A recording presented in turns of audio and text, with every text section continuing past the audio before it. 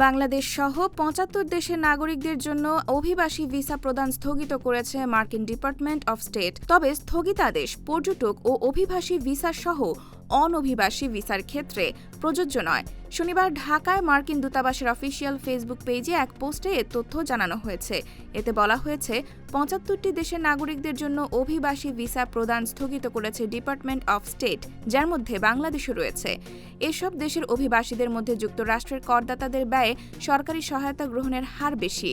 এই স্থগিতাদেশ পর্যটক ও শিক্ষার্থী ভিসা সহ অনভিবাসী ভিসার ক্ষেত্রে প্রযোজ্য নয়। প্রকাশিত তথ্যে বলা হয়েছে, প্রেসিডেন্ট ট্রাম্প স্পষ্ট জানিয়েছেন যে অভিবাসীদের অবশ্যই আর্থিকভাবে স্বাবলম্বী হতে হবে এবং তারা যেন আমেরিকানদের ওপর আর্থিক বোঝা না হয়ে দাঁড়ায়। স্টেট ডিপার্টমেন্ট বর্তমানে সব স্ক্রিনিং এবং যাচাইকরণ নীতিগুলো পুঙ্খানুপুঙ্খভাবে পর্যালোচনা করছে। এর উদ্দেশ্য হল উচ্চ ঝুঁকিপূর্ণ দেশগুলো থেকে আসা অভিবাসীরা যাতে যুক্তরাষ্ট্রের বেআইনিভাবে কল্যাণমূলক সুবিধা গ্রহণ করতে না পারে বা তারা যেন রাষ্ট্রীয় বোঝা হয়ে না ওঠে তা নিশ্চিত করা।